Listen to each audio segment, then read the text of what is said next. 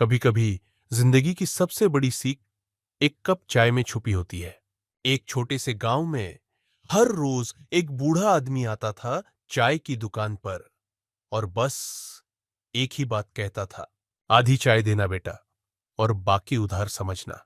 दुकानदार मुस्कुराता और उसे आधी चाय दे देता। धीरे धीरे गांव में सब उस बूढ़े की बातों पर हंसने लगे। देखो देखो, आधी चाय वाला बाबा आ गया। लेकिन एक दिन वो बूढ़ा नहीं आया। 2 दिन बीते, फिर 3। अब लोग पूछने लगे, वो बाबा नहीं दिखे आजकल। चौथे दिन एक अजनबी आया, एक वकील। उसके हाथ में एक लिफाफा और चेक था। क्या आप वही हैं जो उस बूढ़े को हर दिन चाय देते थे? वकील ने वो चिट्ठी दुकानदार को दी और जो लिखा था उसने सबकी आंखें नम कर दी। मैं जानता हूं लोग मेरा मजाक उड़ाते थे, पर तुमने कभी मुझे छोटा नहीं समझा। ये 10 लाख रुपए उस इज्जत के लिए है जो तुमने बिना बोले मुझे दी। इज्जत देना कभी सस्ता नहीं होता, लेकिन उसका इनाम हमेशा अमूल्य होता है।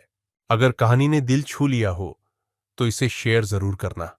शायद किसी और को भी याद आ जाए इंसानियत कैसी होती है।